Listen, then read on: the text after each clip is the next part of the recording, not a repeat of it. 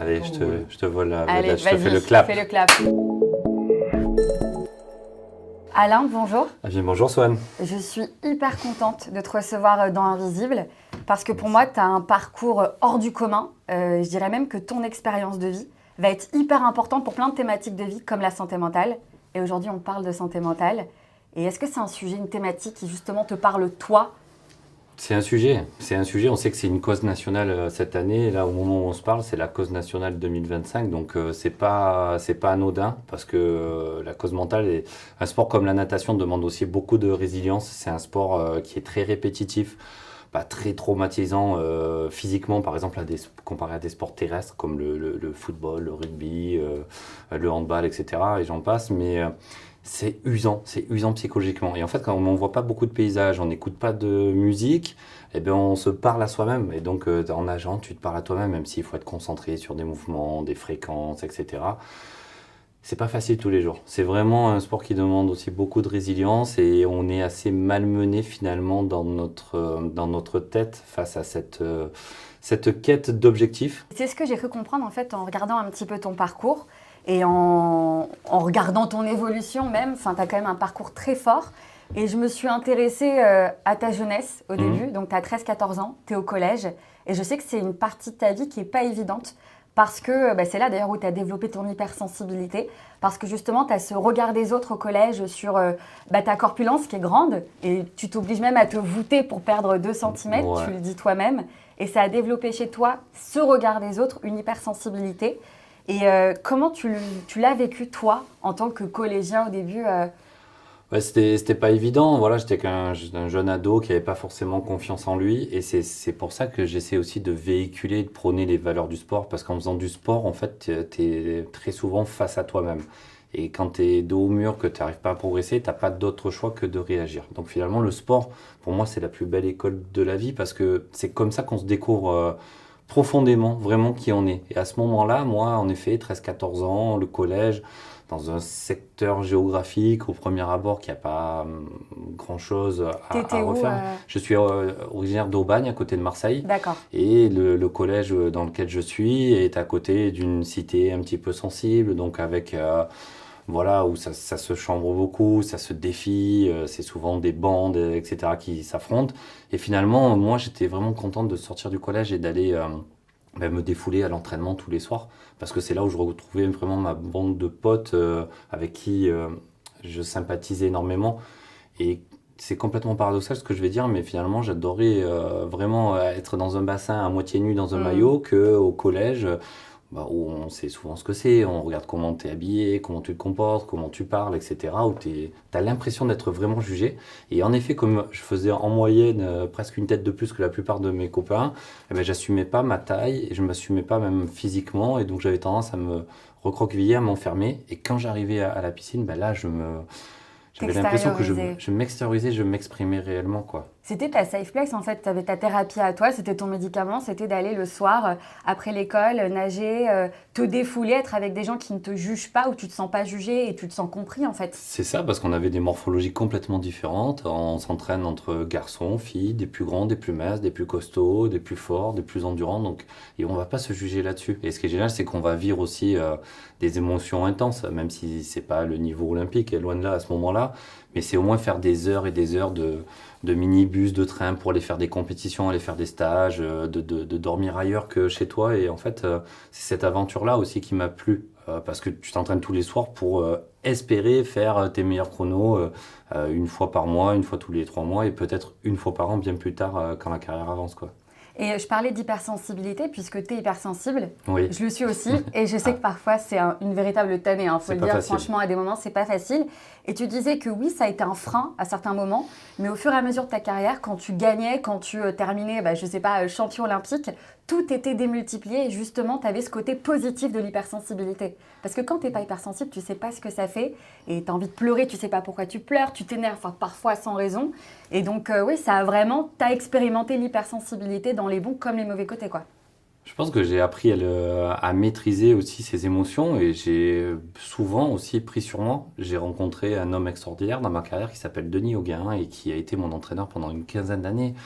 Et en fait, on a vraiment matché À ce moment-là, moi j'ai 15 ans, je viens d'arriver au Cercle des nageurs de Marseille. Lui, c'est un jeune entraînant de 28 ans, sans forcément d'expérience internationale, et c'est pas du tout péjoratif, mais quelqu'un qui paraît au premier abord, qui peut paraître froid, mais qui a un cœur énorme comme ça. Et on a vraiment matché sur des valeurs, déjà des valeurs de respect, d'engagement, de dépassement de soi, mais de se dire les choses et de se respecter l'un l'autre. C'est ça qui nous a permis, je pense, vraiment de durer dans le temps. Alors en effet, quand j'échouais, j'avais l'impression que c'était la fin du monde. Et quand je grappillais des petits dixièmes ou centièmes de seconde, la joie, elle était décuplée. Et donc, pour la petite anecdote, mon ostéopathe qui me suivait un petit peu plus tard à Antibes, quand j'avais peut-être 23, 24 ans, il me disait, Alain, quand les autres gagnent, enfin que ce soit des athlètes ou des nageuses ou nageurs français, il dit quand les autres gagnent, on est content, quand c'est toi qui gagnes, on pleure. Et là, ça m'est toujours resté. Je dis, mais c'est. Voilà, rien d'en reparler aujourd'hui. Moi, j'ai eu beaucoup de signes, comment dire, beaucoup de reconnaissance aussi d'un public qui m'a soutenu, que ça ait du partenaire, des partenaires financiers, enfin des sponsors, etc. Et les personnes qui me sollicitaient, mais dans ma famille, etc. Beaucoup de gages et de démonstrations d'amour. Et en fait, je me dis, mais c'est. Voilà, le sport, ce n'est qu'une partie de ma vie. Et en même temps, j'aurais eu la chance d'avoir vécu peut-être 10 vies avant même mes 30 ans, quoi. Donc je m'estime chanceux de ça, même si ça n'a pas été long fleuve tranquille, voilà. Mais c'est ce que tu disais, tu employais même le mot détresse à certains moments. J'ai vu dans tes interviews, tu disais à des moments, vraiment entre la pression, le stress, parce que tu l'as même connu à 14 ans où tu n'as vraiment pas pu faire une course parce que tu te tordais de douleur, tu avais mal au ventre. C'est ça. Comment tu gères? Parce que moi, en tant que grande stressée et anxieuse, je me dis, mais t'es un grand athlète, un athlète de haut niveau, tu as un stress permanent avant les compètes, pendant les entraînements, les gens comptent sur toi, tu portes une nation aussi. Comment tu vis ça pendant une décennie, quoi? Je pense que tu apprends à le gérer. Je pense que toi aussi, on a toutes et tous des ressources en nous, en fait, qui sont capables d'activer ou d'inhiber, je pense, certains leviers. C'est-à-dire le facteur émotionnel.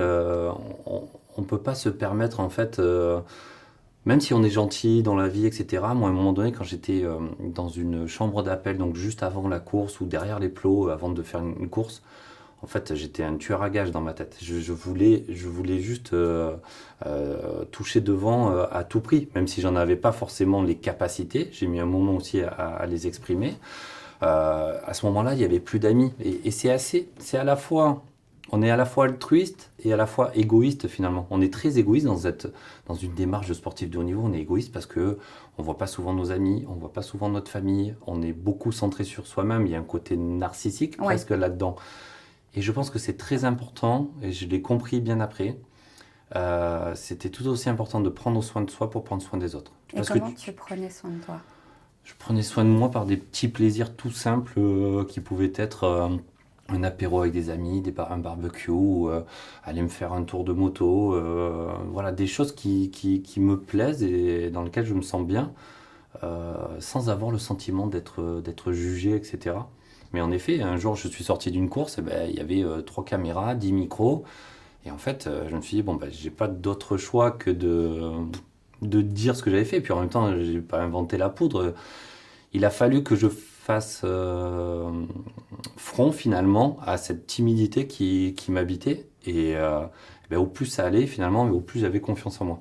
Attention, justement, à ce moment-là, moi, mon garde-fou, c'était d'essayer de ne pas tomber de l'autre côté avec ce sentiment d'excès, parce que j'ai eu la chance de battre des records du monde et d'être champion olympique. Et tout le monde te dit, mais t'es le meilleur, t'es le plus rapide, t'es le plus fort. Alors que la difficulté, c'est de le croire. En fait, on a été très bon à un instant T, c'est génial, j'en suis fier, je coche la case. Mais demain est un autre jour. Et dans un mois et dans 3 ans ou dans 10 ans, la vie est complètement différente.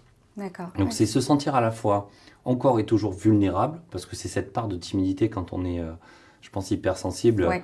On se sent vulnérable du moindre regard, de la moindre attitude. Le regard des autres. Tu vois, je ne sais pas si ça te le fait. Tout le temps. Moi, quand je rentre dans une pièce, même le métro, ou quand je suis dans un endroit, j'ai l'impression que tout le monde me regarde, alors qu'en fait, tout le monde fait sa vie, quoi. Et tu te sens jugé, tu te sens mal à l'aise. Un jour m'avait dit ça, où il commençait vraiment à performer en équipe de France, et il me dit, en fait, moi, pour pas me sentir épié, je regarde par terre, en fait, quand j'arrive sur une compétition.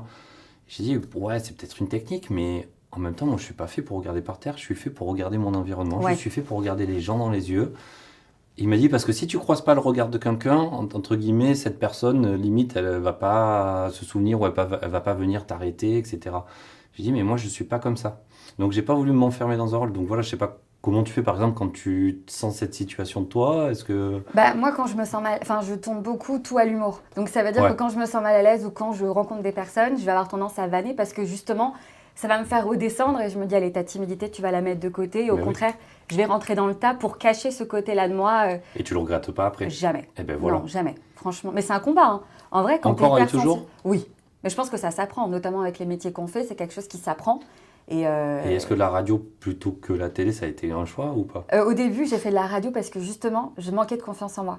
Et je m'étais dit, je suis derrière un micro, personne ne D'accord. va me juger. Et au final, la radio, maintenant, c'est Bah, filmé. maintenant avec les réseaux Voilà, sociaux et tout ça, c'est exactement. filmé. Et je fais de la télé à côté. Et du coup, je me dis, bon, maintenant, tu t'en fiches. Et visible, enfin, sur un plateau télé, je me dis, allez, il n'y a personne, il n'y a que toi, quoi. Mais c'est un travail en amont, hein. Ouais, ouais. C'est pas évident. Bah, pour toi aussi, mine de rien, tu es au milieu, tu arrives à une compète, tout le monde te regarde. Et surtout, toi, tu es attendu, quoi. Ouais, Et tu as alors été c'est longtemps attendu, en vrai. cette pression. Moi, il y a eu des phases de ma carrière où je mettais tellement de pression parce que on parlait pas du tout de pression médiatique parce que j'existais pas médiatiquement et je mettais vraiment une pression tout seul. Comme tu disais tout à l'heure, ce nœud dans le ventre Ouais. où j'avais l'impression que ça m'empêchait de m'exprimer. Après, j'ai eu une phase où j'ai plutôt bien géré, je pense, la pression et une dernière phase dans ma carrière, enfin en fin de carrière, où là, je sentais que c'était la fin, que j'étais aussi attendu, où j'ai eu un peu plus de mal à gérer. Et C'était en 2008-2010, c'est non? plutôt entre, on va dire, 2010-2012, voilà, 2010-2012, d'accord. où je savais que j'étais plus proche de la fin que du début. Et je voulais pas en perdre une miette de cette expérience de vie, parce qu'en 2010, pour la petite anecdote, j'étais à 2 doigts d'arrêter ma carrière, parce que beaucoup de sollicitations, et je me suis dit, bon, je suis champion olympique, mais est-ce que je peux l'être encore une fois dans 4 ans? Et puis, je vais pas me lever tous les jours et aller 30 heures par semaine faire du sport, si c'est pas pour nager plus vite, en fait. Donc à ce moment-là aussi pour moi je vis l'arrêt des combinaisons longues, on passe aux combinaisons en shorty, donc qui a une répercussion quand même sur la performance en tant que telle. Donc depuis que je suis de 12 ans, je suis câblé pour m'entraîner dur et peut-être nager plus vite en compète. D'accord. Là il fallait que je continue à m'entraîner tout aussi dur, voire plus, pour nager moins vite. Donc il y a eu vraiment un changement de paradigme pour moi.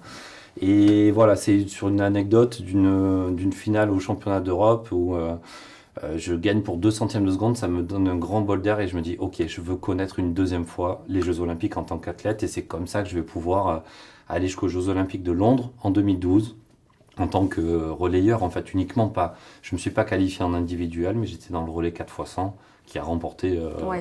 cette finale. Donc ça, je me suis dit, heureusement que j'ai pas arrêté en 2010 parce que je n'aurais pas pu arrêter et revenir. Enfin, on en voit des athlètes qui sont Ouais. extrêmement forts et tout, mais je savais pertinemment que si j'arrêtais, je ne reviendrais pas. Et je me suis toujours posé la question, quand je regarde un sportif de haut niveau, qu'est-ce qui se passe dans sa tête avant une compète? En plus, toi, c'est un sport individuel, à part quand il y a des relais. Donc, tu es tout seul face à toi-même, face à tes démons, face à tes Tout. anges aussi, en vrai. Et en fait, tu es tout seul. Qu'est-ce qui se passe avant, pendant, après dans ta tête, quoi? Il peut se passer beaucoup de choses. C'est comme je t'ai dit, cet exemple-là de cette compétition, par exemple, pendant 3-4 jours avant, je stressais tellement que j'avais du mal à m'endormir le soir. Je me réveillais au milieu de la nuit en disant, mais comment je vais faire cette course? En fait, j'idéalisais tellement ce moment de course, je l'ai tellement visualisé, mentalisé pendant 3 jours avant, que 20 minutes avant de la faire, j'étais épuisé. J'avais l'impression d'avoir parcouru cette course avec toute la fatigue qui va avec, la fatigue Ouais. physique, mais aussi nerveuse. Et là, mon entraîneur, pour la petite anecdote, il me dit, non mais, en fait, genre, il a voulu me dire, pour arrête de réfléchir, il me dit, bon là, c'est pas compliqué, tu plonges, tu nages, tu gagnes. Et en fait, j'ai eu envie d'y Sacré, répondre, quoi. ouais, Et en fait, d'accord. en 3 mots, il a juste voulu me dire, fais ce que tu sais faire, joue sur tes points forts. Des allers-retours, t'en as fait des centaines, pour pas dire des milliers dans ta vie, donc tu vas pas inventer le truc ici. Donc tu joues sur tes points forts et on fera le débrief après la course. Mais arrête de faire la course dans ta tête parce que tu l'as en toi finalement. Donc, attends, pour revenir au fil de ta question, c'est Qu'est-ce qui se passe dans ta tête avant, pendant et après une il peut se compétition? passer plein de choses. Ouais. Voilà, justement, selon la situation, selon l'enjeu, il peut se passer plein de choses. Et la petite anecdote, c'est que souvent, quand on est sur le plot de départ, et là, c'est un moment que j'adore parce que il peut y avoir dans une piscine de 12 000, 15 000 spectateurs, il peut y avoir un silence de cathédrale et tu pourras entendre voler une mouche à l'autre bout du bassin. Donc, Ah oui, d'accord. ça passe d'un encouragement, d'un brouhaha, etc., où petit à petit le calme il se fait. Et là, en fait, moi, je me penchais et je voyais mon reflet finalement dans l'eau. Et pour moi, c'est pas moi qui allais nager, c'était le mec qui était dans l'eau en fait. Ok. C'était mon petit tips à moi que j'avais trouvé. Une sorte de dissociation. Exactement, je me suis Ok. dit, allez, c'est pas moi, histoire de m'enlever de la pression. Allez, vas-y, à toi de jouer, sois bon mec. J'encourageais le mec dans l'eau, je sortais de mon corps, je sais pas comment dire. Ouais, je vois ce que tu veux dire. Et Ouais, tu arrives à puis, dissocier et tu te dis. Et quand tu te relèves et que tu sors de la piscine, t'es Alain Bernard, quoi. exactement, mais même dès que tu plonges, en fait, tu te rends compte que tu as ces automatismes que tu as répétés maintes et maintes fois, et finalement, tu es dans le cœur de l'action, quoi. Le pire, c'est de se sentir un petit peu dépassé par les événements. Quand tu es en maîtrise de tes mouvements, de ta cadence, etc., et que tu sais que tu maîtrises la course, tu es dans une situation de confort. Par contre, quand tu subis, que tu essaies d'aller plus vite et que finalement tu nages pas bien techniquement, donc tu es moins performant, donc tu es un peu plus derrière les adversaires, et donc au plus tu vas vouloir réagir, au plus tu vas te crisper, et au plus cet écart il va se creuser. Donc finalement, c'est d'avoir la clé, je pense, c'est d'avoir cette pleine conscience sur un laps de temps très très court, quoi. Et pour l'avoir, il faut le répéter plein de fois, plein de fois, plein de fois à l'entraînement. Parce que, techniquement parlant, n'importe qui peut faire un aller-retour dans un bassin. Après, c'est, voilà, mettre ça à l'épreuve du temps, faire ça le lundi matin, le lundi soir, le mardi, le mardi, etc. Du 2 janvier au 20 décembre, toute l'année. Enfin, c'est ça qui est usant, quoi. Ouais, tu rentres dans un cycle, un Et des fois, cercle tu te dis, qui mais est. pourquoi je fais ça? Et justement, tu as déjà mis ta carrière en question. Est-ce que tu as tout remis en question à un moment donné? Bon, plein de fois. C'est arrivé plein de fois parce que tu travailles très dur. Moi, j'ai eu des phases dans ma carrière où pendant 1 an et demi, j'ai pas progressé d'un centième de seconde et j'ai pas raté un entraînement sur les 10 entraînements de 2 heures de natation chaque semaine. Donc, au bout d'un moment, tu as juste envie de dire, mais pourquoi en fait pourquoi? Parce que, et il y en a qui sont peut-être moins investis, ils font leur meilleur chrono, etc. Et c'est là où, pour moi, je pense le rôle du coach ou de ce qu'on dit aujourd'hui, il y a des préparateurs mentaux, etc. Je pense que ces personnes-là ont un rôle fondamental pour nous aider à garder foi et confiance. Parce que plein de fois, tu as envie d'arrêter. Tu dis à quoi ça sert?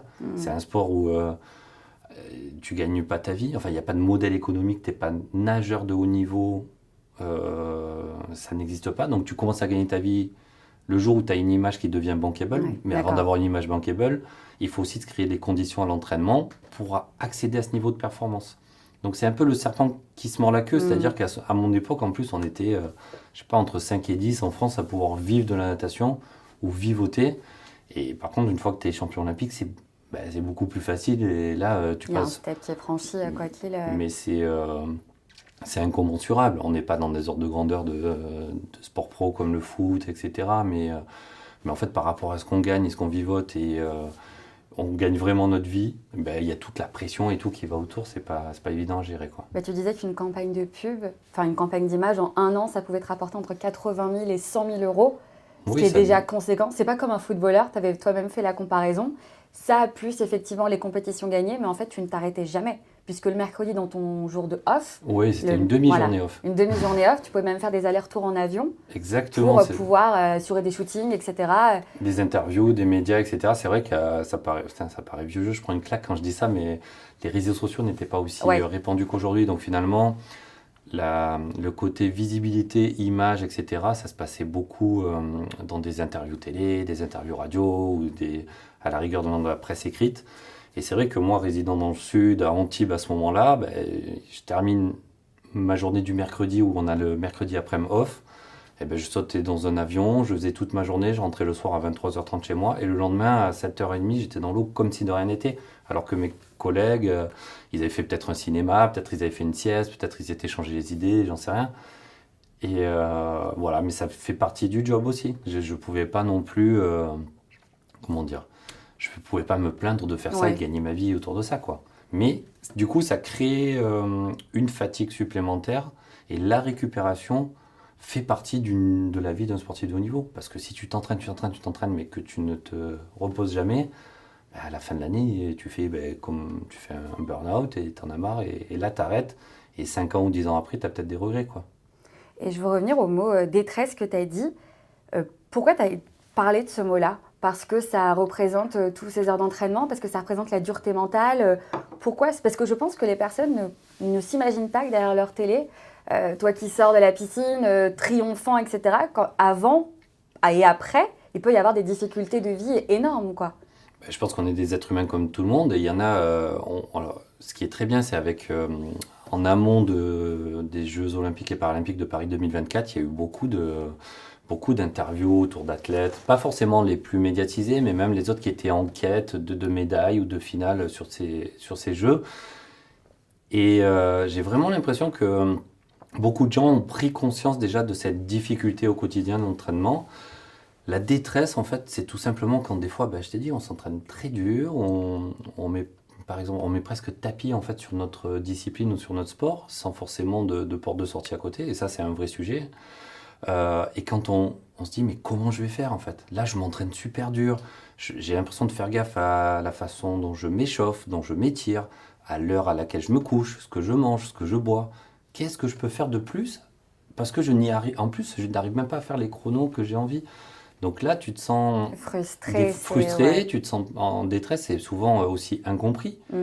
Même si j'ai eu un entraîneur avec qui on s'est très bien entendu, des fois on avait l'impression de ne pas parler le même langage, ou ta famille ou tes amis qui ne sont pas dans ce même mood.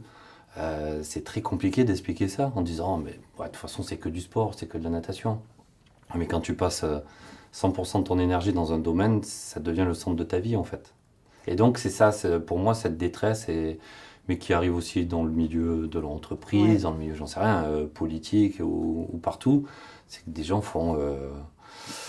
ils saturent et c'est humain. Et le problème c'est qu'il ne faut pas arriver à ce point de rupture qui est parfois, enfin, on a malheureusement et tristement aussi des cas où ça va jusqu'au suicide, enfin, Ouais. même chez les ados, etc. Tu te dis, mais comment est-ce qu'on peut en arriver là, quoi?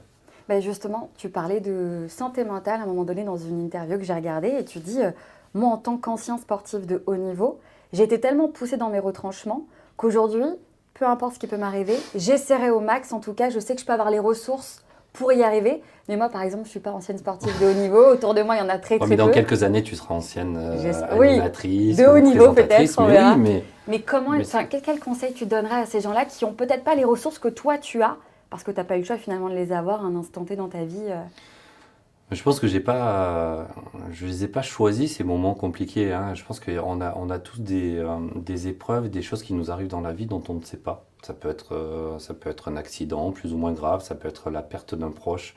Et ça, en fait, moi, je suis convaincu que notre parcours sur Terre, en fait, il est quasiment écrit, quoi, en fait. Moi, j'ai vécu aussi des drames, et donc, qu'est-ce qu'on va faire d'autre? On va pas pleurer toute notre vie. En fait, je pense que c'est important aussi de se secouer, de se prendre en main euh, quand ça va pas bien. Parce que si on se laisse aller, on peut se laisser aller une fois, puis la fois d'après, etc. Et c'est ça, cette notion de résilience qu'on parle aujourd'hui. Ce qui est très important, c'est qu'on n'est pas seul. En fait, souvent, les gens qui sont dans des détresses se sentent très seuls, mais on a toujours au moins une ou deux personnes autour de nous à qui on peut se Oui, confier. ça c'est Et vrai. ça, on s'en rend pas forcément compte. Moi, je suis, par exemple, très ami avec un copain avec qui j'ai nagé pendant des années. Et il m'a fallu 10 ans pour comprendre que, en fait, il pensait des choses aussi peut-être très spirituelles finalement, comme moi. Ou et c'est ma femme qui m'a beaucoup éveillé à ça, en fait, quand je l'ai rencontrée, qui était très câblée aussi, enfin, énergie, ressenti, réincarnation, etc. Tu m'aurais parlé de ça il y a quelques années Hmm. avant, j'aurais pas cru. Et pour autant, avec le recul, je pense que ce sont ces difficultés-là qui nous aident à avancer. Parce que si tout est Beau, tout est ou rose, facile, ou ouais, tout est fluide, fluide. etc., c'est limite sans saveur, en fait. Tu peux pas souhaiter de la difficulté aux gens, loin de là. Non, mais c'est dans la difficulté que tu apprends à apprécier les bons moments, quoi. C'est comme ça que je dis Ouais. quand on est souvent dos au mur, et c'est très français aussi, quand parfois on se dit on a du mal à anticiper, on est face à une situation, on n'a pas d'autre choix que de réagir. J'ai des amis qui font le métier dont j'aurais aimé, adorer faire quand j'étais gamin, ils sont pilotes de chasse. Ok.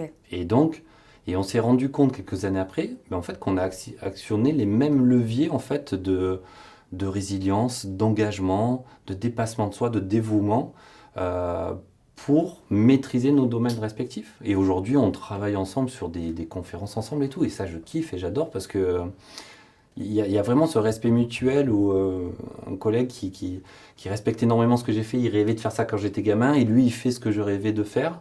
Il y a un échange, ouais, d'accord. Et en fait, c'est quelqu'un avec qui on se comprend énormément, quoi. Et j'ai envie de parler d'une thématique, bah, du coup, la santé mentale évidemment, mais qui concerne les sportifs qu'on a vu il n'y a pas longtemps à la télé, notamment dans un documentaire sur M6, où il y avait deux invités qui vont peut-être te faire écho. Je parle de Camille Lacour et Florent Manodou, qui ont justement parlé de l'après. Ouais. L'après, sport de haut niveau, la vie après. Parce que finalement, quand tu as dédié toute ta vie à un sport, tu as une chute libre, tu peux te sentir vide. Et bon, après, Camille Lacour, ça s'est déclenché suite à une défaite. Mais c'était sa dernière défaite, sa dernière course. Et Florent Manodou a dit en fait, je ne sais même plus qui je suis aujourd'hui, j'ai arrêté la natation, qui suis-je? Est-ce que toi, tu as ressenti ça? Est-ce que c'est un vrai souci chez les sportifs de haut niveau? Moi, je pense que c'est un vrai souci. Et ce sont deux grands champions que je respecte énormément, en fait, Camille et Florent, qui ont su montrer quand même qu'ils étaient capables de maîtriser leur domaine à plusieurs reprises pendant des années, parce que c'est pas un one-shot avec Camille et Florent l'a montré aussi sur ses derniers, sur ses derniers jeux, etc. Ouais. Et je pense qu'il y a vraiment un sujet, soit sur le fait qu'ils ne se sont peut-être pas confiés, parce qu'on a cet orgueil aussi, et je me mets dedans là pour le coup. On se dit, bon, ça va, on a réussi à faire ça, c'est pas un petit passage à vide qui va m'arrêter. Et on a l'impression et cet orgueil de se dire qu'on va y arriver tout seul. La chance que je me permets, enfin que je constate, ou que j'ai eu dans ma reconversion, c'est que j'ai vraiment été accompagné par des partenaires. Je suis quelqu'un de très curieux, j'ai du mal à m'ennuyer, tu vois, avant même notre interview là. Je lui dis, t'inquiète pas, parce que je suis sur plein de projets différents. Moi, j'ai arrêté mes études au niveau du bac. Et je me suis toujours senti en marge, finalement, de ne pas avoir pu concilier mes études post-baccalauréat et ma carrière de sportif de haut niveau. Tu fais quoi comme études? En fait, j'ai fait mon bac scientifique. Ouais. Après, j'ai passé mes diplômes d'entraîneur. Donc, c'est l'équivalent du brevet d'état d'un second degré, l'équivalent d'une licence.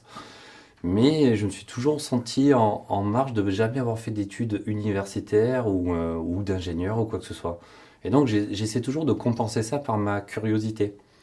Et donc là où je veux en revenir, c'est que j'ai pas eu le temps, après ma carrière, de me poser et de dire qu'est-ce que je vais faire et si ça va marcher, si ça marche pas. Et donc, je prends vraiment les opportunités en me disant, bon, bah là, je sais que j'ai 1 an ou 2 avec ce partenaire, et ben je vais vraiment jouer, je vais vraiment être le plus sérieux, le plus rigoureux possible dans ce partenariat-là. Et notamment, enfin, un partenaire historique que j'ai, je ne sais pas si on peut le nommer, mais un partenaire EDF qui a cru en moi avant même les Jeux dès 2007. D'accord. Et ben, je suis encore en partenariat avec EDF aujourd'hui en 2025. Ah oui, d'accord. Alors que j'ai arrêté ma carrière en 2012 parce que on a des sujets communs sur la lutte contre les noyades, l'apprentissage de natation. Et puis, c'est une entreprise très investie dans le développement du sport en France. Donc voilà, j'ai pas eu le temps de me poser. J'ai fait ma crise d'ado et comme beaucoup, j'ai fait beaucoup la fête à 30 ans, 31 ans. T'as rattrapé le temps perdu. C'est ça. Ok, ouais. Et je pense que j'avais aussi un garde-fou. Là aussi, je ne peux que citer Denis, mon entraîneur, où à un moment donné, il a vu que je faisais souvent la fête et que j'aimais bien sortir, etc. Et ça a été aussi un petit peu mon garde-fou. Parce que souvent, quand tu es champion ou tu sais pas autour de toi si tu dois le sentir normalement, mais tes vrais amis sont capables de te dire, écoute, là tu fais de la merde en fait. Là t'as beau être champion, t'as beau être voilà, quelqu'un de très sympa, on rigole avec toi. Nous on tient à toi, en fait, il faut que tu arrêtes de faire de la merde ou de boire un peu trop en soirée ou de faire trop la fête. Et mon entraîneur a eu le courage et l'honnêteté de me dire ça. Peut-être que certains n'ont pas eu quelqu'un dans leur entourage qui leur a dit ça. J'en sais rien et je ne juge en rien. Parce qu'on se sent encore une fois différent. Voilà, on a fait quelque chose en tant que sportif, où on a vu des acteurs dans ce reportage, on a vu des humoristes. Exactement, dans toute ça touche toute la population. Ouais. Et donc, ça interpelle. Je pense que des personnes qui sont capables de nous dire la vérité autour de nous, il en faut. Il faut savoir les écouter. Nous, quand on a l'impression de tout gérer en disant non mais t'inquiète, je vais y arriver, il faut que l'on soit capable de les écouter. Mais est-ce que toi, un petit peu plus loin, parce que je pense que tu es plus de la génération de Laure Manodou, donc Florent qui est son petit frère. Mais même Laure, en fait, ça m'a fait... Enfin, quand j'ai vu son reportage, on était au cœur quand même, on était dans cette même équipe de France. eh bien, on n'était pas conscient. Alors, ça ne veut pas dire Est-ce qu'on que... vit ensemble, hein, Mm. mais on se voit très souvent, etc. Et puis, on n'était pas conscient, je pense, dans la détresse dans laquelle elle était, quoi. Mais est-ce que vous ne faisiez pas partie d'une génération où parler de santé mentale et peut-être de détresse émotionnelle, c'était tabou par Bah, rapport à aujourd'hui où il y a plus déjà, de entre 2004 et facilité? 2008, on en parlait peut-être beaucoup mieux qu'en 2000 et les années d'avant, Ouais. déjà. Et je pense que ça s'accélère, et tant Mm. mieux. Et là, on arrive sur ce point, voilà, sur lequel j'attendais aussi quand même pas mal de pouvoir parler avec toi. C'est qu'il faut prendre soin des autres, que ce soit des athlètes, des acteurs, des chanteurs, peu importe en fait. Je pense que c'est important d'en prendre soin, mais on fait un sport de compétition.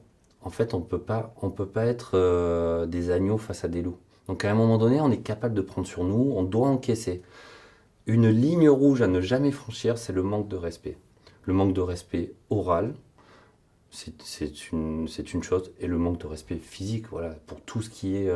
parce qu'il y en a qui ont une certaine emprise aussi. On a eu des cas dans le sport où des entraîneurs ont eu la main mise sur une athlète en disant mais si tu fais pas ci, si tu fais pas comme ça, ben, tu seras pas en équipe de France ou ton parcours il va pas être le même. Mm. Et heureusement que ces langues-là se sont déliées pour dénoncer ces faits qui sont Il inacceptables. y en avait beaucoup, des gens comme ça, des entraîneurs un peu plus... Il y a des entraîneurs à l'ancienne, mais il y en a eu, oui. Mais j'en ai vu qui étaient très sévères et très durs, mais Bah, il qui y ont avait jamais. l'entraîneur de Lormanodo qui Oui, était comme ça, mais qui mais a il jamais manque pas de dépassé une limite. respect. Oui. Si tu veux, il manque pas. Il va te dire, écoute, tu me casses les couilles. Il va te le dire et en fait, Mm. il va pas te planter un poignard dans le dos. Oui, d'accord. Et il y en a avec qui c'est beaucoup plus insidieux en fait. Tu vois, parce que tu passes tellement de temps dans ta structure avec ton entraîneur. En tant qu'athlète, on passe parfois plus de temps avec l'entraîneur et ses collègues d'entraînement, hein. Même si on fait un sport individuel, on s'entraîne en équipe quand même au quotidien. On passe beaucoup plus de temps ensemble, nous, que dans nos familles respectives.